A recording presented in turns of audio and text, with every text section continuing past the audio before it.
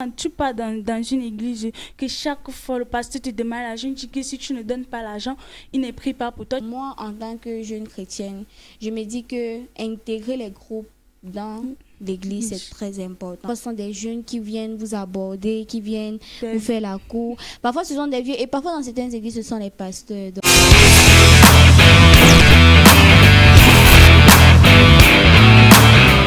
soyez les bienvenus dans cette édition Jeunesse Centriste. Moi, c'est Zoé et je suis aujourd'hui avec une invitée que vous connaissez déjà qui prendra son de se présenter. Salut Joyce. Salut, bonsoir à tous les adorables téléspectateurs de Questions du Temps Télévision. C'est un honneur, comme d'habitude, pour moi d'être aujourd'hui encore sur ce plateau.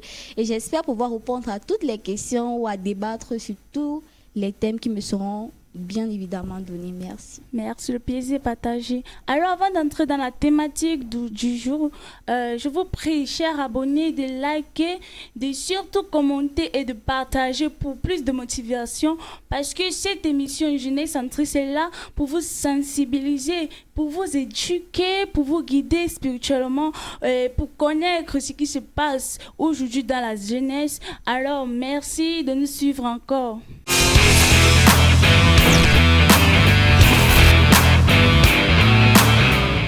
Alors, la thématique de ce jour est pourquoi est-ce que les jeunes quittent les églises de nos jours. Alors, je te passe la parole. Alors, merci beaucoup. C'est un thème plutôt très intéressant, surtout que je fais partie des jeunes, entre parenthèses, adolescents. Le thème pourquoi les jeunes quittent l'église, j'aurais quelques petits trucs à dire, tels que, par exemple, il y a plusieurs cas, vous voyez, si je ne me trompe pas. Et vous pouvez voir des cas où les jeunes sont forcés à quitter l'église. Par exemple, nous avons le cas où, je peux dire ça comment, l'attirance, si je peux me permettre de le dire.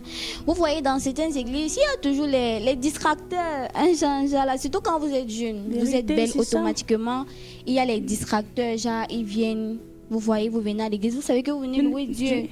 Et que forcément, vous avez un objectif à atteindre, mais ils sont toujours là. Il y en a parfois des jeunes, parfois ce sont des jeunes qui viennent vous aborder, qui viennent vous faire la cour. Parfois, ce sont des vieux, et parfois dans certaines églises, ce sont les pasteurs. Donc, c'est un cas vraiment grave.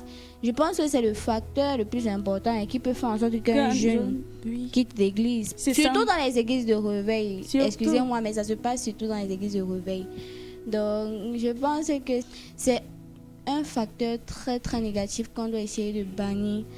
Je ne sais pas trop comment on peut essayer d'arranger ça, mais j'aimerais parler à ceux qui... parce que les pasteurs aussi, ils ont cours, ils ont les trucs à leurs professeurs de mieux les sensibiliser sur ce fait-là. Quand quelqu'un vient à l'église, c'est pour louer le Seigneur. Vraie vérité. C'est pas pour être abordé, c'est pas, voilà. C'est un peu ça. C'est un peu ça. Alors, moi, dans mon cas, il y a plusieurs cas, en fait. Par exemple, prends le cas des dîmes, des offrandes. Tu pars dans une église que chaque fois le pasteur te demande l'argent, tu dis que si tu ne donnes pas l'argent, il ne prie pas pour toi. Tu pars avant que tu présentes un pasteur que voici, voilà. Tu dis, tu pars vers un pasteur, quoi. Quand tu pars vers le pasteur, il te dit que non, là tu vois, là, si tu ne donnes pas telle somme d'argent, je ne résous pas ton problème. Donc ça, c'est aussi un cas qu'on doit bannir, en fait. En fait, on achète déjà la parole de Dieu. La parole de Dieu. C'est vrai que c'est bizarre, surtout quand vous avez un problème, surtout pour les familles qui n'ont vraiment rien, des familles qui ne sont pas aisées. Surtout, il y a certaines familles où il y a des malades et on sait que le seul refuge, c'est Dieu. C'est Dieu. Donc Dieu, c'est tout en fait. Mais quand vous partez à l'église, vous avez vraiment un problème comme ça, on vous demande l'argent, sérieux, c'est no way. No way, vrai. C'est trop bizarre. Et qu'est-ce qu'on peut encore dire? Il peut avoir un impact, comme tu avais dit, non, l'impact négatif là. Tu pars à l'église, tu vois comment tu regardes, les regards bizarres. Tu vas voir un vieux comme celui-là. Donc, tu n'es même plus concentré. Tu regardes seulement sur le vieux là, tu regardes, tu deviens frustré d'abord. C'est un peu ça. Mais est-ce que tu sais que parfois, ce sont les mêmes jeunes qui font ça? Oui, ce sont aussi les jeunes filles là. De leur faute même. En fait, parce que nous savons que Le 21e siècle où nous sommes actuellement, c'est vraiment bizarre. Nous voyons un peu de tout. Vous voyez certains jeunes qui viennent à l'église, ils viennent à l'église comme s'ils partaient dans un cabaret. Donc, quand vous-même vous attirez, vous faites en sorte que les gens soient attirés par vous.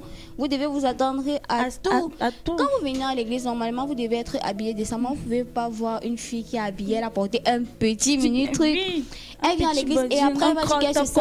Voilà. Et après, elle va dire qu'elle se sent frustrée, mais vraiment... Aider les gens à vous aider. C'est ça la réalité des choses en fait. Voilà, donc c'est vraiment carré. Ouais. Quoi. Bon, c'est vrai qu'on ne peut pas globaliser parce qu'il y a église et église. Il y a aussi église. Moi, je sais qu'il y a des églises où on part pour louer le Seigneur. Et comme on dit, les trucs comme les offrandes comme ça, c'est pas obligatoire. C'est pas obligatoire, oui. C'est si tu veux, mais toi, en tant que... Je te coupe, mais oui. toi, en tant que chrétien, quand tu pars à l'église, tu dois quand même savoir qu'en partant à l'église, tu dois quand même donner quelque chose à Dieu. Oui, donner quelque chose. Mais il y a certaines églises où ils ont obligé, tu vois. Et parfois, ils disent que non, vous devez forcément donner. Hormis de ça, ils ne prennent même pas souvent les chrétiens sur les offrandes. C'est vrai. Ils créent des caisses à part. Et quand ils créent des caisses à part, c'est vrai que parfois c'est pour le bon fonctionnement de l'église. Oui, mais vrai. il y a certains là qui exagèrent. Ils créent des caisses chaque jour. Vous allez voir un pauvre qui n'a pratiquement rien à manger, mais qui vient donner à l'église chaque jour. Mais dans certaines églises, il y a certaines églises qui ne font pas les dons. Oui. Il y a certaines églises qui ne donnent pas. Peut-être en fin d'année, ils donnent quelque chose. Voilà, imaginez-vous comment ce pauvre fait pour vivre. Donc vraiment, il y a plusieurs trucs comme ça qui font en sorte que le jeune quitte l'église. Alors, je vais juste te poser une question.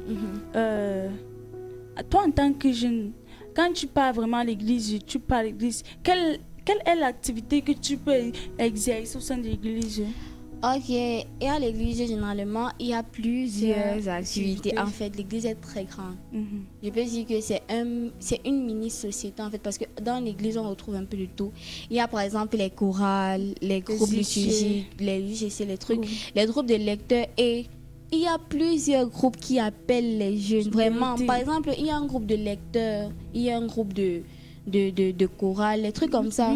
En fait, je peux juste dire que les jeunes normalement doivent vraiment intégrer ces groupes-là parce que non seulement c'est pour votre bien, parce qu'il y a plusieurs personnes qui n'arrivent pas vraiment à trouver le moyen de communication avec le Saint-Esprit. Oui, c'est ça. Mais vous pouvez vous rendre compte que dès que vous intégrez un groupe, c'est là où vous arrivez vraiment à communiquer avec le Saint-Esprit. C'est là où vous voyez vraiment que non, si je chante, Dieu il va forcément m'écouter par le chant. C'est ça, non, parce que prier, chanter, c'est prier deux fois. En fait. Effectivement, c'est juste pour dire que moi, en tant que jeune chrétienne, je me dis que intégrer les groupes dans l'église, c'est très important. Peu importe que ce soit un groupe de vieux, c'est que si vous allez quand même apprendre quelque chose. Et ça va vous aider sur tous les plans spirituels. Vous voyez, ça vous aide automatiquement. Moi, par exemple, je suis dans un groupe de lecture et de traduction. Donc, c'est très bien, c'est normal.